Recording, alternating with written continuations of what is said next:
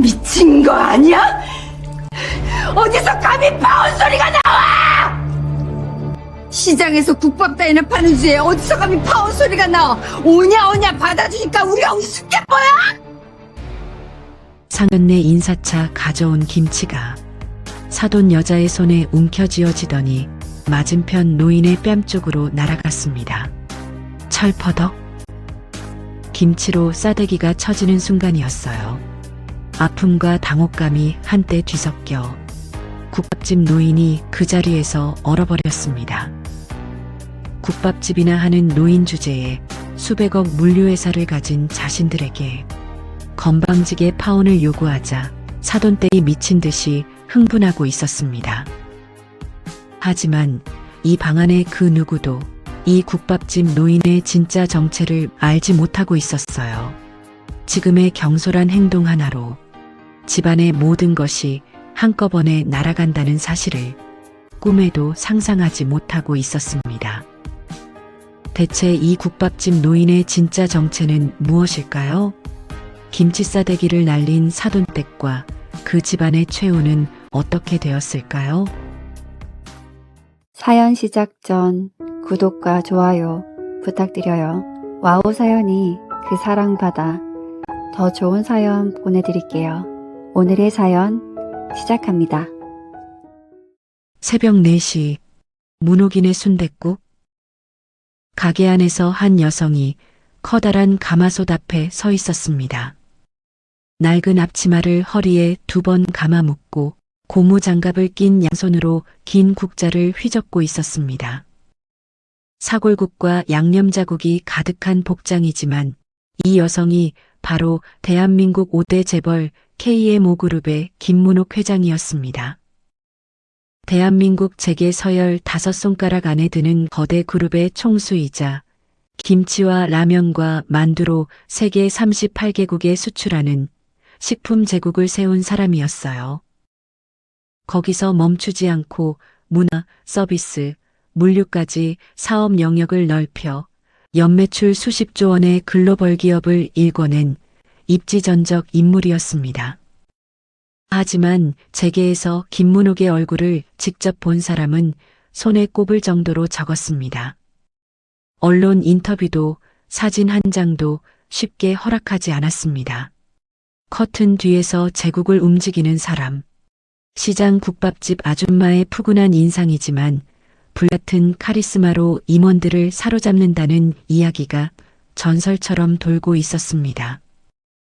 하지만 오늘은 그 모든 카리스마를 내려놓고 이른 새벽부터 조용히 딸의 상견례를 준비하고 있었어요. 국밥집 안쪽 별실에는 고급 드레스들과 귀금속들도 많이 있었지만 문옥은 그 어떤 것도 손대지 않았습니다. 대신 치장할 것도 없이 지금 이 모습 그대로 나가볼 생각이었어요. 한쪽이 달아빠진 이 단화에 낡은 니트 조끼가 조금 더럽기는 했지만 그래도 이 모습이 문옥에겐 가장 편한 복장이었습니다. 거기에 잘 쓰지 않던 작은 지팡이를 하나 가져가 볼 생각이었어요. 지팡이까지 쥔 채로 거울 앞에 한번 서보았습니다. 거울 속 자신을 위에서 아래로 천천히 훑어보았어요. 그냥 다리가 조금 불편해 보이는 동네 시장 국밥집 아줌마의 모습이었습니다. 문옥은 거울 속 자기 모습을 보며 만족한 듯 고개를 한번 끄덕였어요. 사람의 진짜 속을 보려면 겉을 먼저 벗어야 하는 법이었습니다. 26년 동안 수만 명의 사람을 만나오면서 문옥이 몸에 새긴 원칙이었어요. 세상 하나밖에 없는 딸을 보내야 할 집안이라면 그 원칙을 적용하는 것은 어찌 보면 당연한 수순이었습니다. 문옥은 냉장고 문을 열었어요. 안쪽 칸에 정갈하게 담겨 있는 포기김치 2통을 꺼내 뚜껑을 열었습니다. 잘 익은 김치의 상큼한 발효향이 새벽 공기를 밀어내며 올라왔어요. 어머니의 부엌에서 맡던 바로 그 냄새였습니다. 문옥은 그 김치를 정성스레 김치통에 담고 뚜껑을 잘 닫은 후 보자기에 감쌌습니다. 그리고는 오랜만에 덜컹거리는 버스에 몸을 실었어요. 창밖으로 서울의 도심이 스쳐 지나갔습니다. 유리 빌딩들 사이로 회사 로고가 새겨진 KMO그룹의 본사 건물이 오후 햇살을 받아 금빛으로 빛나고 있었어요. 버스에서 내려 지팡이를 짚는데 딸 서진이 숨을 헐떡이며 달려왔습니다. 엄마. 서진의 목소리가 갈라져 있었어요. 어머니의 모습을 살피던 서진의 눈가에 작은 눈물이 맺혔습니다. 한쪽이 다른 다나와 지저분한 니트 조끼에 나무 지팡이까지 누가 봐도 한눈에 초라한 행색이었어요. 누구라도 어머니의 이런 모습을 본다면 함부로 대할지도 모른다는 것을 서진도 잘 알고 있었습니다. 그것이 서진에게는 숨이 막히는 일이었습니다. 엄마, 내가 지금이라도 집에서 옷 가져올게. 제발 조금만 차려입고 가자. 서진의 손끝이 가늘게 떨리고 있었습니다. 문옥은 딸의 떨리는 손을 두 손으로 감싸쥐었습니다. 문옥의 거친 손바닥이 딸의 차가운 손가락을 따뜻하게 감쌌어요. 서진아. 문옥의 목소리는 낮고 또렷했습니다. 사람의 진짜 속을 알고 싶으면 겉모습을 먼저 벗어 던져야 하는 거야. 오늘 엄마는 저 사람들의 진심을 조금 더 확인해 보고 싶은 거란다. 엄마에게 너는 너무나도 소중한 딸이니까. 이 정도 확인은 당연한 거야. 서진은 어머니의 눈을 들여다보았습니다. 혼자서 좌판에서 시작해 수십 조의 왕조를 세운 그 모든 세월이 담긴 깊고 단단한 눈이었어요. 서진은 그 눈빛 속에서 어머니가 오늘 무엇을 확인하려는 것인지 읽을 수 있었습니다. 더 이상 아무 말도 하지 못하고 고개를 끄덕였어요. 그리고 어머니의 팔을 더 꽉 잡았습니다. 그 즈음 두 사람이 비선정 정문에 도착했어요. 유리문 너머로 로비의 샹들리에 불빛이 환하게 쏟아지고 있었습니다. 입구를 지키고 있던 도어맨이 두 사람을 위아래로 바라보았어요. 문옥의 낡은 복장과 지팡이를 바라본 도어맨의 표정이 살짝 미세하게 변했습니다. 공손함이 한꺼풀 벗겨지고 그 아래로 당혹감이 비쳤습니다. 예약은 하셨나요? 목소리는 정중했지만 눈은 문옥의 단아 밑창을 보고 있었습니다. 김서진 이름으로 예약되어 있습니다. 서진이 앞으로 나서며 대답했어요. 도어맨이 예약 명단을 확인하는 동안 로비를 지나가던 젊은 여성 종업원들이 작게 수군거리는 게 보였습니다. 서진의 귀가 빨갛게 달아올랐어요. 주먹이 쥐어졌지만 서진은 아무 말도 하지 않았습니다. 문옥도 그 모습이 스쳐 보였지만 못 본 척 그냥 지나쳤어요. 도어맨이 두 사람을 안으로 안내했습니다. 다른 손님들이 보기 전에 빨리 두 사람을 개인실로 집어넣으려는 게 느껴졌어요. 지팡이를 짚은 어머니와 딸이 드디어 상견례 장소 앞에 도착했습니다. 도원이라는 이름의 개인 별실이었어요. 문이 열리기 직전 문옥은 보자기를 고쳐쥐고 지팡이를 단단히 잡았습니다. 서진이 어머니의 팔을 꽉 잡은 채 조용히 속삭였어요. 엄마, 내가 옆에 있을게. 문옥은 딸의 손 위에 자기 손을 살짝 포개었습니다. 문이 열렸습니다. 방 안에서 짙은 향수 냄새가 먼저 밀려나왔어요. 지금 문 앞에 서 있는 이 국밥집 노인이 누구인지 꿈에도 상상하지 못한 채로 방 안쪽 세 사람의 차가운 눈빛이 두 사람을 먼저 맞이했습니다. 약속이나 한 듯이 세 사람의 눈이 일제히 문옥의 발끝에 먼저 꽂혔습니다. 고무창이 달아 한쪽이 비뚤어진 단아. 거기서 시작된 시선이 초라한 낡은 복장을 거쳐 고무장갑 자국이 선명한 거친 손까지 천천히 올라갔습니다. 그리고 마지막으로 나무 지팡이 위에 머물렀습니다. 가장 먼저 반응을 보인 것은 최미란이었습니다. 미란은 오늘을 위해 사흘 전부터 준비했어요. 800만 원짜리 프랑스 명품 드레스에 다이아몬드 목걸이, 손목에는 수천만 원짜리 시계가 조명을 받아 빛나고 있었습니다. 머리는 청담동 미용실에서 3시간에 걸쳐 올렸고 손톱에는 프렌치 매니큐어가 완벽하게 칠해져 있었습니다. 그 모든 치장의 목적은 단 하나, 오늘 이 자리에서 자기가 위라는 것을 한눈에 보여주는 것이었습니다. 미란의 코끝이 실룩거렸습니다. 이마에 주름이 잡히더니 입꼬리가 한쪽으로 비틀어졌어요. 마치 기대하고 있던 선물 상자를 열었는데 안에 빈 종이가 들어있는 것을 발견한 사람의 표정이었습니다. 미란이 남편 진태를 돌아보며 속삭이듯 말했습니다. 하지만 그 속삭임은 방 안에 있는 모든 사람이 들을 수 있을 만큼 또렷했어요. 일부러 그랬을 겁니다. 여보, 나 눈이 잘못됐나? 시장 골목에서 길 잃으신 분이 여기까지 오신 것 같은데. 미란의 입에서 킥킥거리는 웃음이 새어나왔습니다. 진태도 헛기침을 하면서 따라 웃었어요. 정면으로 웃으면 대놓고 비웃는 꼴이 되니까 고개를 살짝 비틀면서 웃은 게 그나마 남겨둔 마지막 배려였습니다. 문옥은 그 시선과 웃음을 온몸으로 받아내며 안내된 자리에 앉았어요. 의자를 당길 때 지팡이가 테이블 다리에 부딪혀 작은 소리가 났습니다. 그 소리에 미란의 눈꼬리가 다시 한번 실룩거렸어요. 문옥은 지팡이를 의자 옆에 가지런히 세웠습니다. 예비사위 박정호는 방 안쪽 자리에 팔짱을 끼고 앉아 있었어요. 예비장과 방에 들어와 자리에 앉는 동안에도 의자에서 일어서지 않았습니다.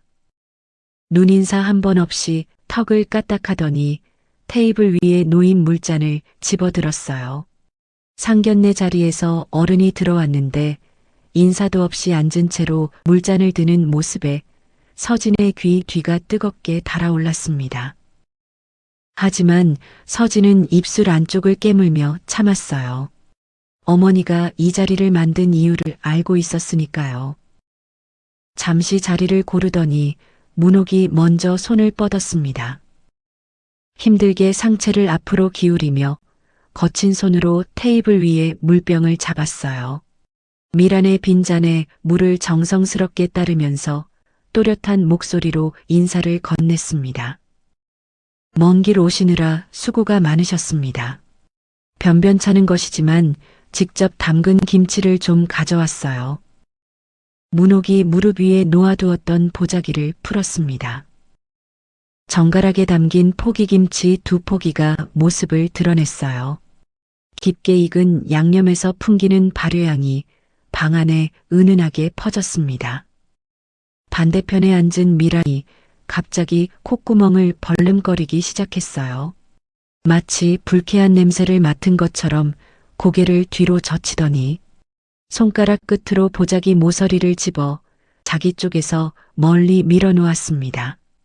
비닐장갑도 없이 음식물 쓰레기를 치우는 것 같은 손놀림이었어요.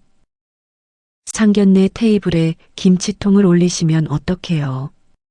식당에 반찬이 없는 것도 아닌데 이런 건 나중에 택배로 보내면 될 걸 굳이 지저분하게 들고 오셨네.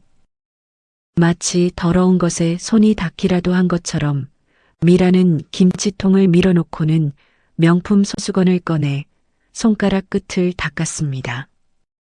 문옥의 무릎 위에서 양손이 가볍게 쥐어졌어요. 오랜 시간 정성을 들인 김치였습니다. 어머니에게서 물려받은 비법에 하나하나 손으로 치대서 잘 숙성시킨 것이었어요. KMO 식품의 수백억 매출을 만든 그 김치를 지금 이 여자는 손가락 끝으로 밀어내고 있었습니다. 하지만 문옥은 손가락을 풀면서 다시 말을 건넸어요. 죄송합니다. 별다른 게 없어서 직접 만든 걸로 정성만 담았어요. 문옥의 목소리는 온화했습니다. 진태가 팔짱을 풀고 양복 안주머니에서 명함을 꺼냈어요. 금박이 찍힌 두꺼운 재질의 명함이었습니다. PJT 로지스틱스 대표이사 박진태. 진태는 그 명함을 문옥의 앞접시 옆에 또각 소리가 나도록 내려놓았습니다. 저희는 물류업을 합니다. 연매출 200억 정도 되는 규모가 좀 있는 회사예요. 진태는 200억이라는 숫자를 발음할 때 목소리를 한 톤 높였습니다. 그 숫자가 이 테이블 위에서 자신의 위치를 증명해 준다고 생각하고 있었어요. 저희가 하청받는 곳이 어딘 줄 아세요? 바로 그 대기업 KMO 그룹이에요. 대한민국에서 5손가락 안에 드는 그런 대기업과 일한다는 것 자체가 우리 회사의 수준을 보여주는 거죠. 진태가 KMO 그룹이라는 이름을 자랑스럽게 입에서 내뱉는 순간 문옥의 눈동자가 미세하게 움직였습니다. 이 남자는 지금 자신의 눈앞에 앉아 있는 사람이 누구인지 상상도 하지 못하고 있는 거였어요. 잠시 문옥이 살짝 웃음을 흘리고서는 바로 양손으로 명함을 정중하게 받아들었습니다. PJT 로지스틱스, 어디선가 본 적이 있는 것 같기도 하고 이름도 기억나지 않을 정도의 작은 하청업체 느낌이었지만 문옥은 아무것도 내색하지 않았습니다. 대단하시네요. 저는 시장에서 작은 국밥집을 하고 있어요. 순댓국이 좀 유명한 편이에요. 국밥집이라는 세 글자가 떨어지는 순간 미란의 등이 의자 등받이에 깊숙이 파묻혔습니다. 긴장감이 풀린 것이 아니었어요. 자기가 이 자리에서 완전한 위에 있다는 확신이 등을 뒤로 젖히게 만든 것이었습니다. 미란이 진태를 돌아보며 눈짓을 보냈습니다. 진태는 입술 한쪽을 올려 비웃음을 만들었어요. 두 사람 사이에 무언의 합의가 이루어진 순간이었습니다. 이 집안은 우리보다 한참 아래니까 이 자리는 우리가 쥐고 흔들 수 있다. 미란이 미간을 좁히며 문옥의 손을 쳐다보았습니다. 손가락마다 거칠게 갈라진 자국과 뜨거운 국물에 댄 흉터가 군데군데 남아 있었어요. 수십 년을 국물 앞에서 보낸 사람의 손이 아니고서는 나올 수 없는 흔적이었어요. 하지만 미라는 그 손에 깃든 세월 따위에는 관심이 없었습니다. 어머, 손이 그게 뭐예요? 상견례에 오시면서 손이라도 좀 가꾸고 오셔야지. 김치 양념이 손톱 밑에 다 끼어 있잖아요. 그 손으로 악수하자고 하시면 좀 곤란한데. 미라는 자기 손을 들어 보였습니다. 프렌치 매니큐어가 완벽하게 칠해진 손가락을 펴 보이며 문옥의 손과 자기 손을 비교하게 만든 것이었습니다. 서진의 손이 치마를 움켜쥐며 하얗게 변했어요. 이마에 핏줄이 돋았지만 서진은 아직 참고 있었습니다. 어머니의 뜻을 끝까지 따르겠다는 마음으로 치밀어 오르는 분노를 목구멍 안으로 눌러 삼켰어요. 문옥은 미란이 내민 손을 한번 내려다보았습니다. 그리고 자기 손을 가만히 번갈아 보았어요. 양념에 물든 손톱과 국물에 댄 흉터까지 문옥은 그 손을 굳이 감추지 않았습니다. 오히려 테이블 위에 가지런히 올려놓으며 담담하게 웃었습니다. 국밥을 끓이다 보면 손이 이렇게 되더라고요. 보기 불편하시더라도 너그럽게 봐주세요. 문옥의 목소리는 한결같이 온화했습니다. 하지만 그 온화함 뒤에서 무엇이 차갑게 굳어가고 있는지 이 방 안에서 아무도 읽어내지 못하고 있었습니다. 미라는 문옥의 겸손을 나약함이라고 생각했어요. 그리고 그 나약함을 확인하자마자 미란이 핸드백에서 종이 한 장을 꺼냈습니다. A4 용지 2장에 빼곡하게 인쇄된 예단 목록이었어요. 금반지 100돈에 시계는 해외 명품, 한복은 최고급 맞춤, 이불은 수입 브랜드, 예물은 3캐럿 이상, 혼수 가전은 최상위 라인으로 항목 하나하나마다 예상 금액이 적혀 있었습니다. 맨 아래 합계란에는 5억 7천만 원이라는 숫자로 마무리되어 있었어요.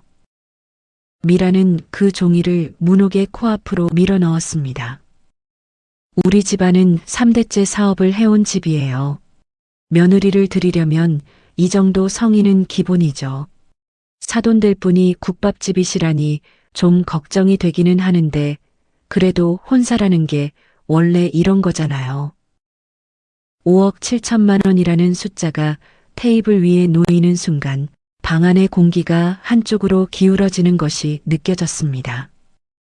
문옥은 예단 목록을 가만히 내려다보았어요.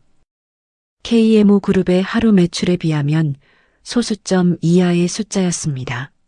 하지만 시장 국밥집 아줌마에게 5억은 평생을 벌어도 벌기 어려운 금액이었어요. 미라는 그것을 알고도 상대를 깔아뭉개기 위해서 기어이 이 숫자를 꺼낸 것이었습니다. 미라는 거기서 멈추지 않았어요. 근데 사돈될 분, 혹시 그 가게 위생 등급은 어떻게 되세요? 우리 정우가 거기 가서 밥 먹을 일도 있을 텐데 시장 국밥집이면 좀 걱정되잖아요. 26년 동안 가게를 운영하면서 단 한 번도 위생 지적을 받은 적이 없었는데 지금 그 가게를 더러운 곳으로 취급하고 있었습니다. 옆에 앉아있던 진태가 거들었어요. 우리 미란 씨가 워낙 깔끔한 사람이라. 허허, 사돈, 너무 기분 나쁘게 듣지 마세요. 솔직히 시장 국밥집이면 위생이 좀 그렇잖아요. 그 기름 냄새가 옷에 배면 하루 종일 안 빠지거든. 지금도 사돈한테서 좀 나는 것 같은데. 진태는 허허를 붙여 농담인 것처럼 포장했지만 그 안에 담긴 경멸은 전혀 감춰지지 않았습니다. 미란이 맞장구를 쳤어요. 맞아, 여보. 아까 문 열었을 때부터 뭔가 기름 냄새가 나더라고. 방향제 뿌려달라고 할까 고민했다니까. 미라는 핸드백에서 미니 향수병을 꺼내 자기 손목에 2번 뿌렸습니다. 그리고 그 손목을 문옥 쪽으로 흔들어 향이 퍼지게 했어요. 불쾌한 냄새를 지우겠다는 시위였습니다. 문옥은 물잔을 들어 입술만 적셨습니다. 차가운 물이 메마른 입안을 타고 넘어갔지만 가슴 속에서 조여오는 불씨는 물로 끌 수 있는 게 아니었어요. 이때까지만 해도 미라는 몰랐습니다. 지금 자기 앞에 앉아 향수 냄새를 참고 있는 이 여자가 자신들의 집안을 통째로 날려버릴 수도 있는 사람이라는 것을요. 지금 거의 마지막 인내심으로 버티고 있다는 것을 꿈에도 모르고 있었습니다. 이때 아무것도 모르는 아들이 옆에서 한마디 거들었어요. 어머님, 저 그 가게 한번 가봤거든요. 맛은 나쁘지 않은데 뭐랄까 시장이라 그런지 좀 냄새도 나고 깨끗하지는 않더라고요. 아, 물론 나쁜 뜻은 아닙니다. 그냥 그랬다고요. 나쁜 뜻은 아니라는 작은 포장지를 씌운 가장 나쁜 의미를 담은 말이었습니다. 서진은 정우의 그 입을 바라보았어요. 오늘 이 자리에서 자기 어머니가 모욕당하는 동안 정우가 한 것이라고는 팔짱을 끼고 소매에 보풀하기를 떼는 것뿐이었습니다. 서진의 참을성이 무너지기 직전이었습니다. 그때 미란이 예단 목록 위에 볼펜으로 무언가를 추가로 적으면서 다시 말을 이었어요. 아 참, 그리고 결혼하게 되면 그 국밥집은 이제 그만하고 딴 거 알아봐요. 우리 정우가 국밥집 사위라는 게 소문이라도 나면 저희는 동네에 얼굴도 못 들고 다녀요. 안 그래도 애비 없는 집안이라 말도 많은데 국밥집 사위까지는 좀 곤란하잖아요. 가게 정리하시고 눈에 좀 안 띄게 뭐 꽃집 같은 거 그런 거나 해보시던가. 우리가 정말로 많이 신경 쓰는 거예요. 그쪽도 조금 맞추는 노력 정도는 해주셔야죠. 애비 없는 자식이라는 말을 저렇게 쉽게 내뱉고 26년을 지켜온 가게를 그냥 접으라는 말을 하고 있었습니다.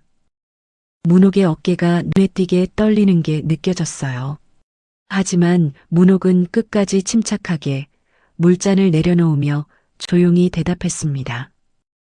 죄송한데 그 가게는 제 남편이 살아있을 때부터 함께 일군 곳이에요. 당장 접을 생각은 전혀 없습니다. 남편이라는 한마디가 문옥의 입에서 나올 때 목소리가 한 톤 정도 내려앉았습니다. 39의 트럭 사고로 남편을 보내고 좌판에서 일어난 것이 지금의 KMO 그룹이었습니다. 그것을 접으라는 것은 있을 수 없는 일이었어요. 미라는 문옥에 접을 생각이 없습니다. 라는 말을 건방진 반항으로 받아들인 표정이었습니다. 접을 생각이 없다고요? 사돈될 뿐 상황 파악이 좀 안 되시나 봐요. 우린 뭐 좋아서 이러는 줄 알아요? 지금 한참 부족한 당신 딸을 아들놈 때문에 억지로라도 받아줄까 고민하는 거잖아요. 라니 미간을 잔뜩 찌푸리고 소리치고 있었습니다. 솔직히 지금 조건으로는 턱없이 부족하면서 뭘 그리 자존심을 세우려고 그래요? 남편도 없어 재산이라고는 딸랑 국밥집 하나, 거기다 다리까지 불편하면서 분위기 파악이 그렇게 안 돼요? 미란이 고함치면서 핸드백에서 서류 하나를 더 꺼내 던졌습니다. 봉투 겉면에 흥신소 조사 보고서라고 적혀 있었어요. 우리도 미리 다 알아봤다고요. 남편분 일찍 돌아가시고 친척도 별로 없고 재산이라고는 가게 하나 딸랑 있는 거 맞으시죠? 흥신소 보고서를 테이블 위에 탁 내려놓는 소리가 조용한 방 안에서 유난히 크게 울렸습니다. 문옥은 그 보고서를 내려다보았어요. 흥신소가 파악한 것은 문옥이 20여 년 전에 만들어 놓은 껍데기였습니다. KMO 그룹 회장으로서의 김문옥은 모든 자산과 명의를 법인과 재단 뒤에 숨겨두었어요. 개인 명의로는 시장 국밥집과 소형 아파트 한 채밖에 잡히지 않았습니다. 흥신소의 능력으로는 거기까지가 한계였던 겁니다. 미라는 그 보고서가 전부인 줄 알고 있었어요. 진태가 팔짱을 끼며 한쪽 입꼬리를 올렸습니다. 솔직히 말씀드려서 우리 정우가 아니면 따님 같은 분이 어디서 이런 조건에 시집을 가겠어요? 감지덕지해야 할 판에 아까부터 사돈될 분이 너무 당당하신 것 같아서 좀 그렇긴 하네. 감지덕지라고? 애비 없는 자식에 가진 것도 없는 것들이 감지덕지해야지. 너무 당당하다고? 그 단어가 떨어지는 순간 딸 서진의 안에서 무언가가 끊어지는 소리가 났습니다. 서진이 두 손으로 테이블을 짚고 벌떡 몸을 일으켰어요. 밀려난 의자 다리가 바닥 위에서 비명 같은 마찰음을 냈습니다. 우리 엄마는 저 하나 키우시느라 매일 새벽에 일어나 가게를 지키신 분이에요. 그런 분에게 어떻게 그런 심한 말을 하실 수 있으세요? 서진의 뜨거운 눈물이 턱을 타고 흘러내려 테이블 위에 떨어졌습니다. 하지만 서진의 울음은 1분도 넘기지 못하고 정우에 의해서 멈추어졌어요. 정우가 서진을 잡아 끌며 말했습니다. 서진 씨, 앉아요. 어머니가 원래 좀 직설적이신 건데 기분 나쁘게 하려는 게 아니에요. 일단 진정 좀 하고 앉아요. 서진이 눈물을 쏟는 지금의 상황에서도 정우의 관심은 오직 자기 어머니의 기분뿐이었습니다. 서진의 눈물을 닦아주기는커녕 입을 막으려 하는 남자. 서진은 자기 팔꿈치를 잡고 있는 정우의 손을 내려다보았어요.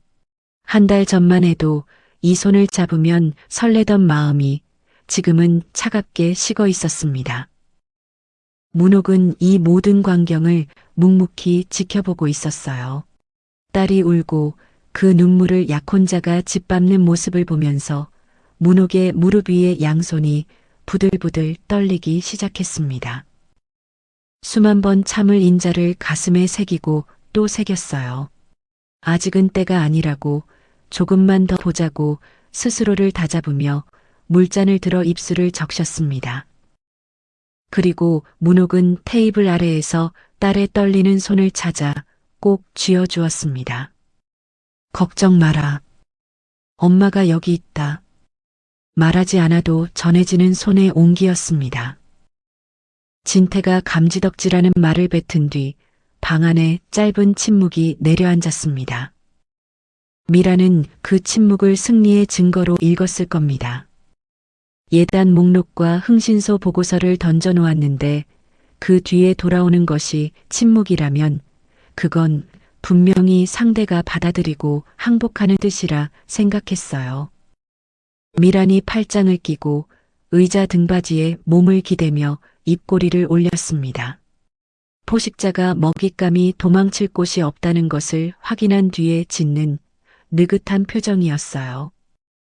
하지만 미란이 읽은 것은 틀렸습니다. 문옥은 침묵하고 있었던 것이 아니라 결론을 내리고 있었어요. 문옥의 시선이 테이블 위에 펼쳐진 예단 목록을 한 번 훑었습니다. 5억 7천만 원이라는 숫자 위를 지나 흥신소 보고서를 바라보았어요. 그 옆에 미란의 손가락에 반짝이는 다이아몬드 반지와 진태의 금방 명함이 보였어요. 그리고 마지막으로 옆 앉아 눈물을 참고 있는 서진을 바라보았습니다.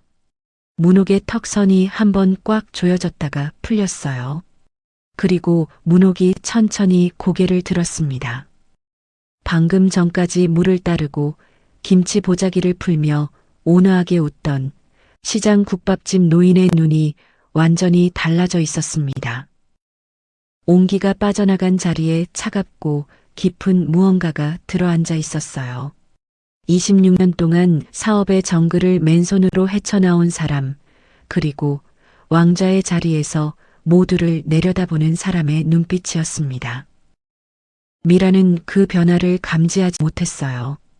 오히려 자신의 승리를 확인하며 만족해하는 표정이었습니다.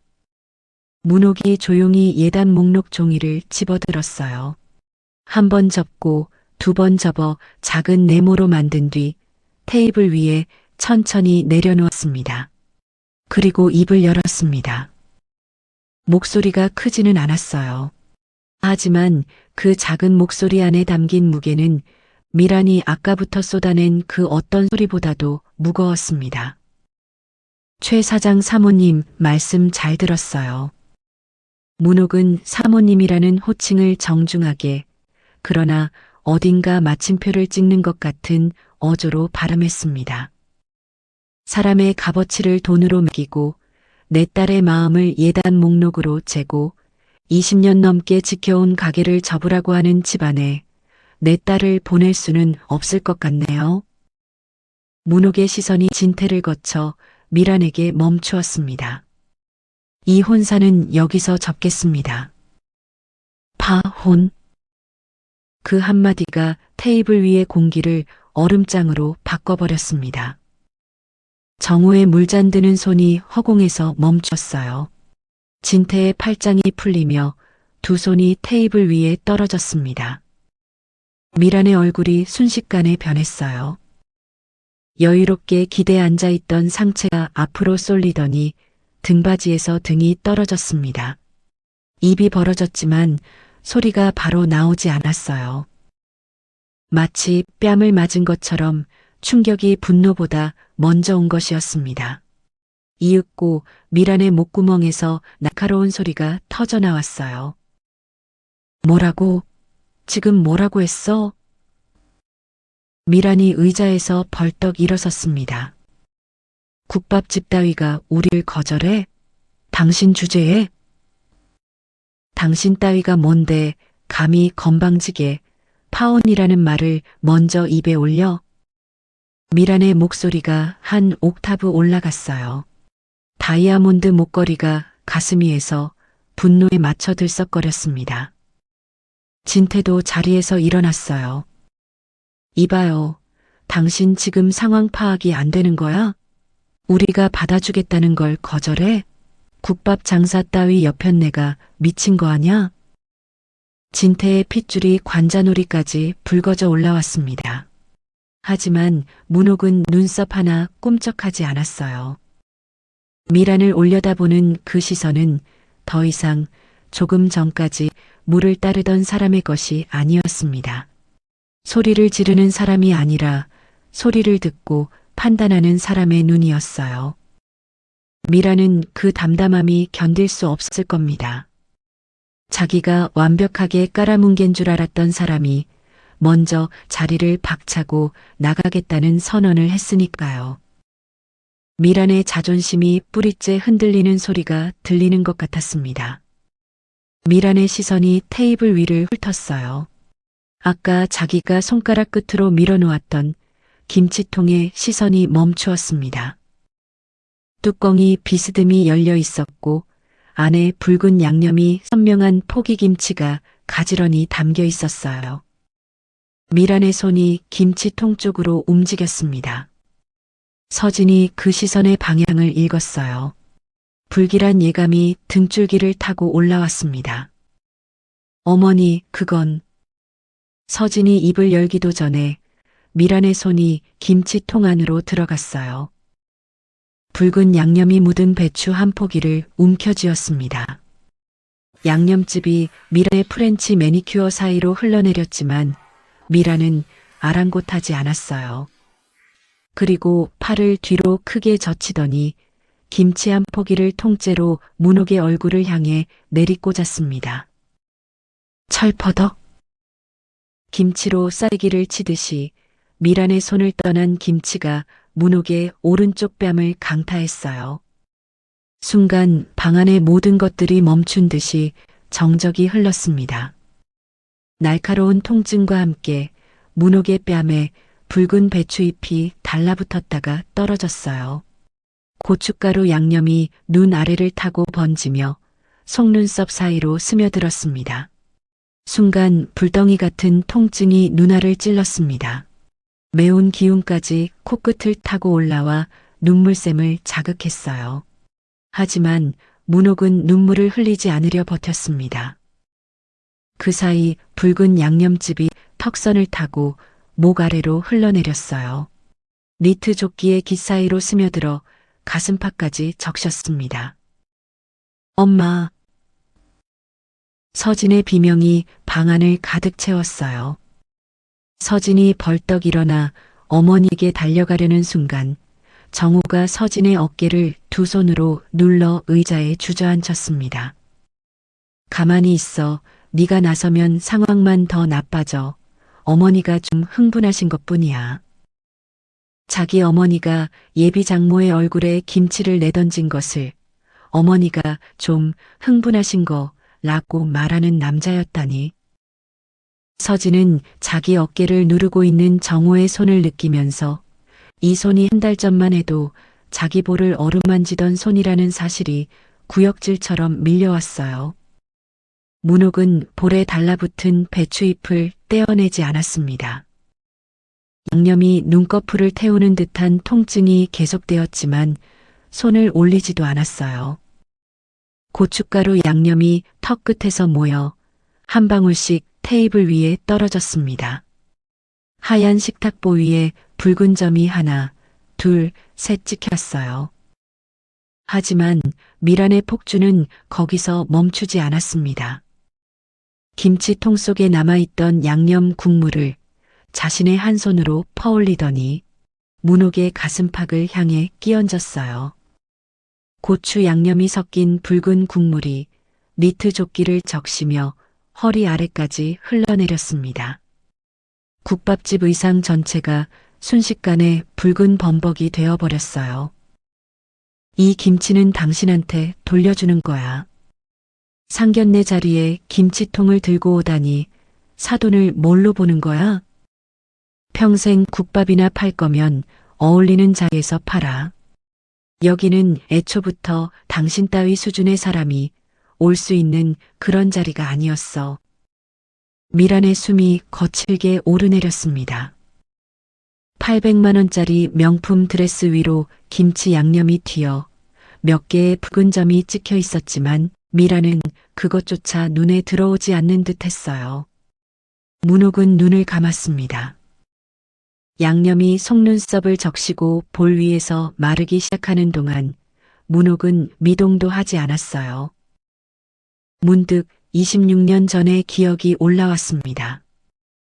서울역 앞 공터에서 처음 순대를 삶던 날, 옆 가게 주인이 여자 혼자 장사가 되겠어?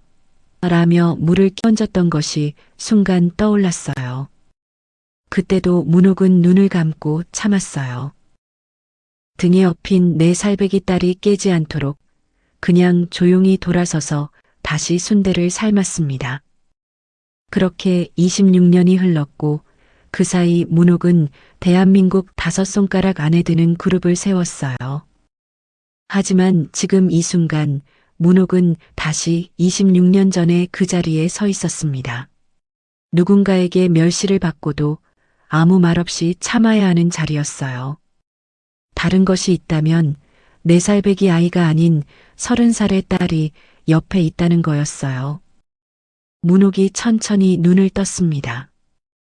양념에 젖은 속눈썹 사이로 드러난 눈동자에는 분노도 슬픔도 굴욕감도 없었어요. 그보다 훨씬 깊은 곳에서 올라오는 차가운 결의가 가라앉아 있었습니다. 문옥은 볼에 붙어 있던 배추잎을 손끝으로 떼어내 접시 위에 가지런히 내려놓았어요. 아무렇게나 던지지 않았습니다. 마치 귀한 것을 다루듯 조심스럽게 내려놓았어요. 그것은 문옥의 어머니에게서 물려받은 레시피로 만든 너무나도 소중한 김치였으니까요. 진태가 바짝 다가와 문옥을 내려다보며 코웃음을 쳤습니다. 아내가 김치를 던지는 것을 구경만 하다가 결과가 마음에 들자 뒤늦게 나선 것이었어요. 사돈, 아니 이제 사돈이라 부를 것도 없지. 아줌마가 먼저 건방지게 우리한테 파혼을 말한다고? 그 꼴로 누가 봐도 당신이 쫓겨나는 건데 쪽팔리니까 파혼이라고 포장하려는 거잖아. 진태는 문옥의 김치국물 범벅이 된 외출복을 위에서 아래로 훑어보며 비웃었습니다. 어울려, 그 빨간 국물이 당신한테 딱 맞는 색이야. 이때까지만 해도 진태는 몰랐어요. 자기 회사의 전체 매출을 쥐고 흔드는 사람이 지금 자기 앞에서 김치국물을 뒤집어 쓰고 앉아 있다는 것을요. 그리고 오늘 이 방 안에서 자기가 뱉은 말 한마디, 아내가 던진 김치 한 포기, 그 모든 것이 한치의 빈틈도 없이 기억되고 있다는 것도요. 진태가 문옥의 옆에 서서 김치국물에 젖은 그 모습을 다시 내려다보았어요. 어디서 보아도 속수무책으로 당하고 있는 가련한 노인의 모습이었습니다. 진태의 눈에는 그것이 완전한 승리의 풍경으로 보였을 거였어요. 하지만 여전히 조금 전 문옥의 그 당당한 태도가 마음에 들지 않았습니다. 그때 진태의 눈에 문옥의 의자 옆에 가지런히 세워져 있는 나무 지팡이가 시야에 들어왔어요. 진태가 구두 끝으로 그 지팡이를 세게 걷어찼습니다. 나무 지팡이가 바닥 위를 미끄러지며 방 구석으로 날아갔어요. 벽 아래에 부딪히며 나무가 울리는 둔탁한 소리가 방 안에 퍼졌습니다. 지팡이는 한 바퀴 돌더니 벽과 바닥 사이에 비스듬히 걸쳐져 멈추었어요. 이런 물건 들고 상견례에 나타나는 것 자체가 우리 집안을 무시하는 거야.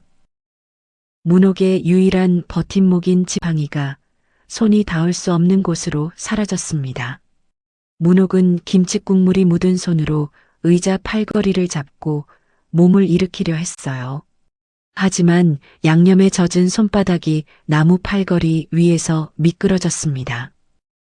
중심을 잡으려 테이블 모서리를 붙잡았지만 그마저도 국물에 미끄러운 상태였어요.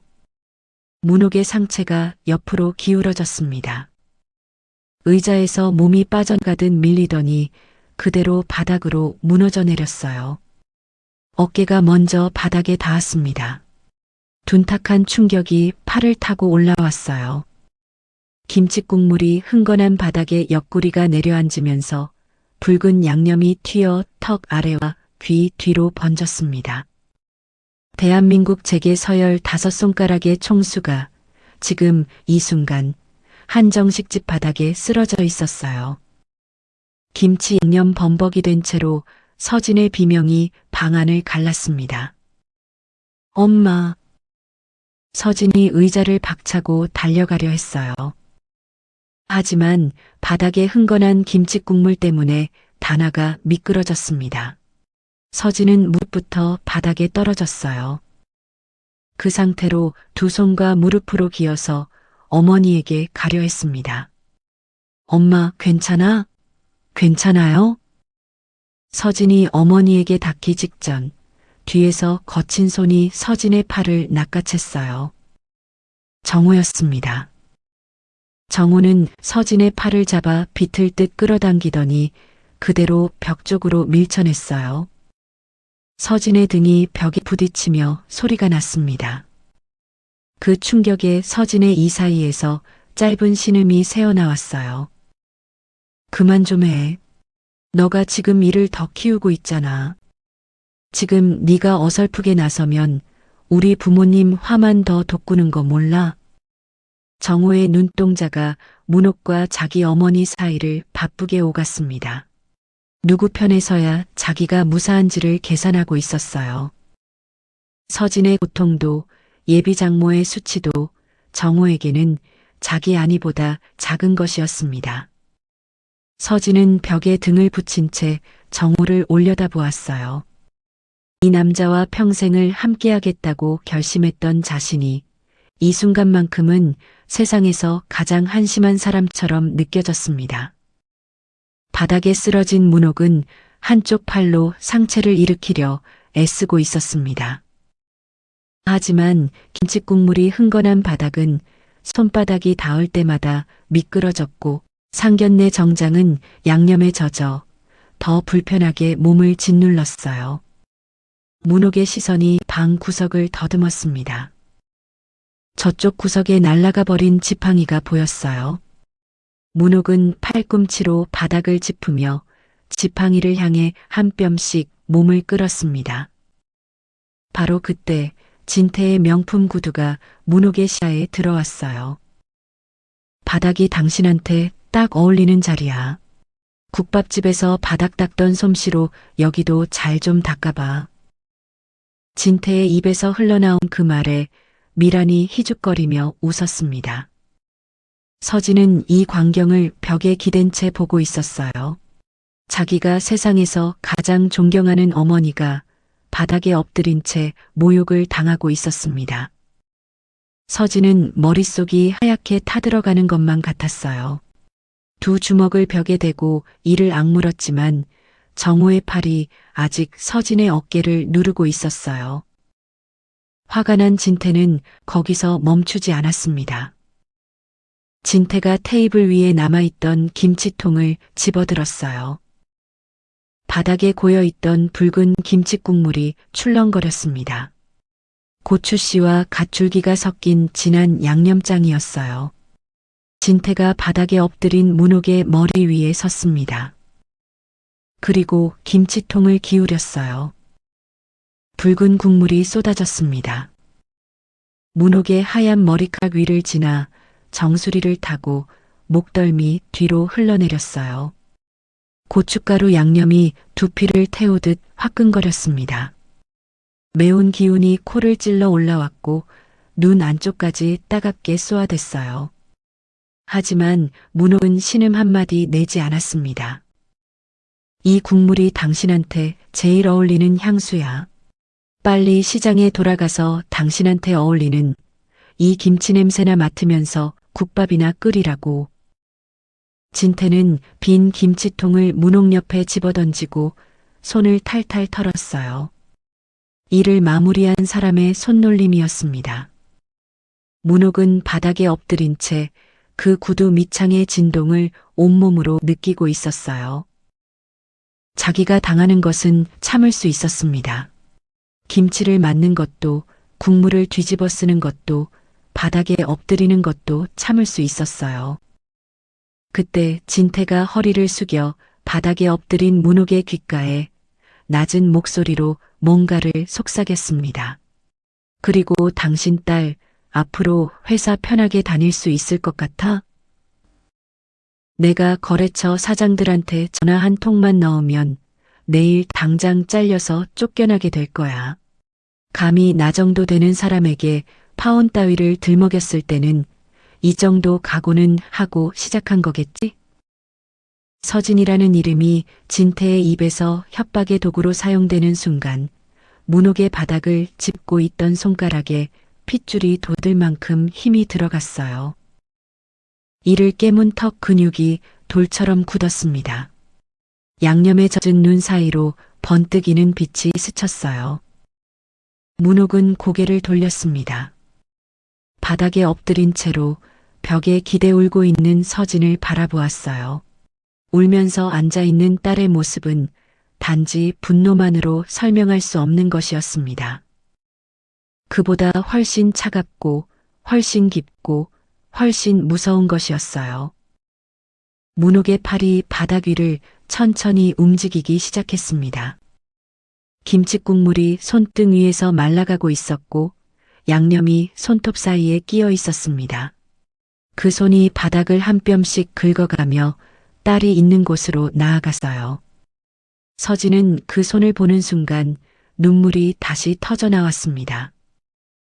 정호의 팔을 뿌리치고 바닥에 무릎을 꿇은 채 어머니의 손을 두 손으로 잡았어요. 양념에 물든 거친 손가락 위로 고춧가루가 붉게 배어 있었습니다. 하지만 그 거친 손가락이 감싸지는 온기만은 세상 어떤 것보다 따뜻했어요. 문옥이 딸의 손을 꼭 쥔 채 입을 열었습니다. 목소리는 낮았지만 방 안의 모든 소리를 삼키는 무게감이 느껴졌어요. 서진아, 엄마가 미안하다. 엄마가 바빠서 너에게 사람 보는 눈을 못 길러줬구나. 이건 모두 다 엄마 잘못이야. 오히려 딸에게 사과를 건네는 엄마였어요. 하지만 그 말의 차가움은 눈앞에 모두를 응징하겠다는 다짐처럼 들려왔습니다. 그 낮은 목소리의 떨림 속에는 이제 더 이상 한 톨의 인내심도 남아있지 않다는 뜻이 담겨 있었어요. 진태는 팔짱을 끼고 문옥을 내려다보고 있었습니다. 미라는 빈 김치통 옆에 서서 숨을 고르고 있었고 정우는 서진에게서 두어 발짝 떨어진 곳에서 벽을 등지고 서 있었어요. 세 사람 모두 이 상황이 끝났다고 생각하고 있었습니다. 이 방 안에 있는 세 사람 중 누구도 지금 바닥에 엎드려 있는 여자가 어떤 무거운 결심을 내렸는지 상상도 하지 못하고 있었습니다. 그리고 그 결심이 실행되기까지 남은 시간은 이제 단 몇 분뿐이었습니다.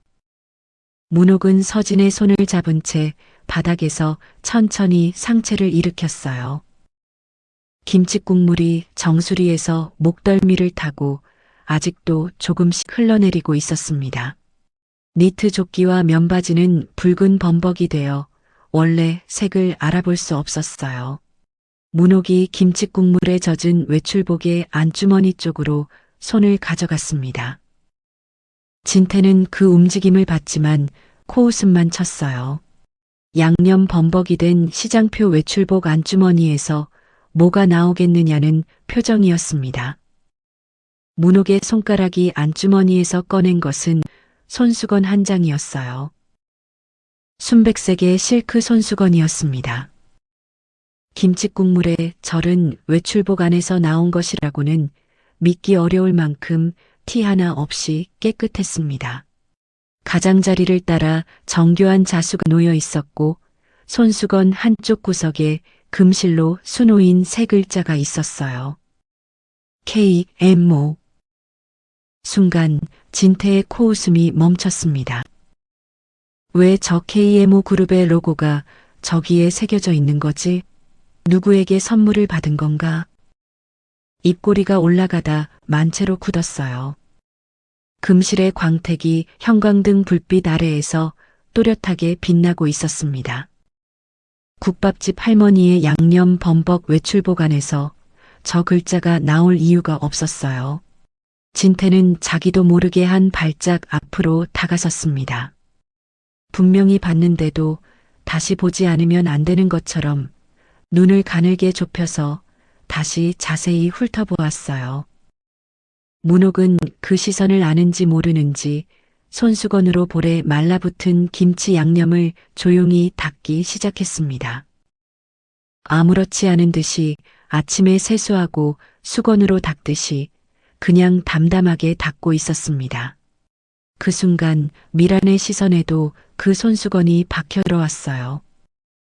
명품에 관해서라면 미란의 눈은 엑스레이보다 정확했습니다. 실크의 결, 자수의 밀도, 금실의 광택까지 시장에서 10,000원에 파는 것과 장인이 한 땀씩 놓는 것의 차이를 미란은 본능적으로 구별할 수 있었어요. 지금 저 여자가 들고 있는 손수건은 후자였습니다. 미란의 미간이 좁아졌어요. 하지만 아직 연결하지는 못했습니다. 시장 국밥집 아줌마가 저런 손수건을 가지고 있다는 것이 이상하다는 생각까지는 갔지만 그 이상함이 어디로 이어지는지까지는 머릿속이 닿지 않았어요. 그때 진태 옆에 서 있던 아들의 고개가 천천히 기울었습니다. 바닥에서 볼을 닦고 있는 하얀 천위로 번지는 금빛의 세 글자를 아들도 보고 있었어요. 김치국물이 낭자한 이 바닥에서 흰 실크 위에 금실만이 다른 세계에서 온 것처럼 빛나고 있었습니다. 세 사람의 시선이 같은 곳에 멈춰 있었어요. 아무도 입을 열지 않았습니다. 문옥만이 여전히 아무 일도 아닌 듯이 손수건으로 볼 위에 양념을 닦고 있었어요. 바로 그때 문옥의 외출복 안쪽에서 진동이 울렸습니다. 문옥은 안주머니에서 스마트폰을 꺼냈어요. 김치국물이 흥건한 오단에서 나왔는데도 화면에는 얼룩 하나 없었습니다. 진태의 눈이 그 전화기에 잠깐 머물렀어요. 국밥집 노인치고는 너무 좋은 휴대폰의 모습에 아까 손수건에 이어 두 번째 이질감이었습니다. 하지만 진태의 뇌는 그 어긋남을 또다시 무시하기로 선택했어요. 바닥에 김치국물을 뒤집어 쓰고 앉아있는 이 여자가 뭔가 대단한 사람일 리 없다고 진태의 자존심이 판단을 가로막고 있었습니다. 문옥이 전화를 받았어요. 스피커를 켜지 않았지만 방이 조용한 탓에 상대방의 목소리가 희미하게 새어나왔습니다. 공손하지만 조금은 급한 어조의 남자였어요. 상대방에 비해 여유롭고 담담하게 문옥이 대답했습니다. 김 장관, 오늘은 안 되겠어. 내일 내가 직접 법무부로 들어갈 테니 오전 일정 비워두게. 김 장관, 법무부 직접 들어가겠다는 말까지 이상한 조합의 세 개의 단어가 조용한 방 안에 또렷하게 울렸습니다. 국밥집 아줌마의 입에서 장관의 이름이 나왔어요. 그것도 반말로 법무부에 직접 들어가겠다는 말은 뭔가를 부탁하러 가는 사람의 것이 아니라 지시하러 가는 사람의 말투였습니다. 진태의 팔짱이 풀렸어요. 팔짱을 풀 생각이 아니었는데 저절로 풀린 거였습니다. 미란도 향수병을 쥔 손이 허공에서 멈추었습니다. 정호의 고개가 처음으로 문옥 쪽으로 돌아갔어요. 하지만 세 사람 모두 아직 입을 열지 못했습니다. 뇌가 들은 것을 처리하는데 시간이 필요했어요. 국밥집 아줌마와 김 장관이라는 두 단어를 한 문장 안에 받아들이는 것이 세 사람의 뇌 용량으로는 쉬운 일이 아니었으니까요. 문옥은 전화를 끊고 스마트폰을 무릎 옆 바닥에 내려놓았습니다. 방 안에 짧은 정적이 흘렀어요. 진태가 억지로 코웃음을 지으며 입을 열려는 순간이었습니다. 방문이 열렸어요. 종업원이 추가찬을 들고 들어오려던 참이었습니다. 쟁반을 든 종업원이 문을 밀어 열었고 그 문틈 사이로 방 안의 광경이 복도로 노출되었어요. 바닥에 흥건한 김치국물에 양념 범벅이 노인을 보고 종업원이 쟁반을 떨어뜨릴 뻔했습니다. 종업원이 멈칫한 그 찰나 복도 건너편 로비에 앉아있던 한 남자가 그 장면을 포착했습니다. KMO 그룹의 비서실장 오진우였어요. 문옥의 지시로 식당 로비에서 대기하고 있던 오진우는 열린 문 사이로 바닥에 앉아있는 회장의 모습을 보는 순간 소파에서 튕겨 나가듯 일어섰습니다. 양복 단추를 채울 겨를도 없이 복도를 달렸습니다. 구두굽이 대리석을 찍는 소리가 복도에 울려 퍼졌어요. 오진우가 방 안으로 뛰어들어왔습니다. 바닥에 앉아 김치국물을 뒤집어 쓴 문옥을 발견한 순간 오진우의 얼굴에서 핏기가 순식간에 빠져나갔어요. 머리끝부터 흘러내린 김치국물에 온몸이 젖어있는 문옥의 모습까지 오진우의 입술이 부들부들 떨리고 있었습니다. 양복 바지가 김치국물에 젖는 것을 아랑곳하지 않고 문옥 앞에 엎드리듯 무릎을 꿇었어요. 그리고 터져나온 목소리가 갈라졌습니다. 회장님, 괜찮으십니까? 회장님? 그 세 글자가 방 안의 공기를 갈랐습니다. 진태의 얼굴이 돌처럼 굳어서요. 미란의 소나기에서 향수병이 빠져나갔습니다. 바닥에 부딪혀 유리가 깨지며 진한 향이 퍼졌지만 미란의 귀에는 아무 소리도 닿지 않는 듯 했어요. 정우의 입이 벌어진 채로 다치지 않았습니다. 아까 문옥의 전화에서 들렸던 김 장관, 손수건에 새겨진 KMO, 그리고 지금 이 남자가 내뱉은 회장님이라는 호칭까지 드디어 퍼즐 조각이 하나씩 맞물려가고 있었어요. 하지만 진태의 뇌는 완성된 그림을 받아들이기를 거부하고 있었습니다. 지금 모든 증거들이 한 곳을 향하고 있었지만 진태의 온몸이 그것들에 맞서며 저항하고 있었어요. 그 퍼즐이 완성되는 순간 자기 발밑에 땅이 사라진다는 것을 머리보다 몸이 먼저 알고 있었기 때문입니다. 진태의 두 손바닥이 저도 모르게 양복 허벅지 위를 문지르기 시작했고 이마에서 흘러내린 땀방울이 눈꺼풀 위로 따갑게 흘러내렸습니다. 오진우가 무전기를 꺼내 한마디를 내뱉었어요. 짧고 낮고 그러나 칼처럼 단호한 목소리였습니다. 구급대부터 들어와 전부 집합해. 오진우의 무전이 끊어진 직후 복도 저편에서 무언가가 시작되었어요. 처음에는 먼 곳의 발소리처럼 들렸습니다. 하나, 둘이 아니라 수십 켤레의 구두가 대리석 위를 동시에 찍는 소리였어요. 그 리듬이 일정했습니다. 훈련된 사람들의 걸음이었어요. 벽 너머에서 시작된 진동이 바닥을 타고 방 안으로 스며들었고 테이블 위의 유리잔 안에서 물수면이 미세하게 흔들렸습니다. 진태의 시선이 유리잔으로 갔어요. 수면이 떨리고 있었습니다. 아까까지 자기가 여유롭게 마시던 물이 지금 자신의 속마음 마냥 미친 듯이 울렁거리고 있었어요. 등줄기가 서늘하게 젖어들기 시작했습니다. 미란이 남편의 양복 소매를 움켜쥐었어요. 프렌치 매니큐어 아래의 손톱이 손바닥을 파고들었지만 아픔을 느끼지도 못할 정도의 두려움이었습니다. 미란의 눈동자가 문 쪽과 남편 얼굴 사이를 바쁘게 오고 갔어요. 발소리가 점점 가까워지더니 문이 양쪽으로 활짝 열렸습니다.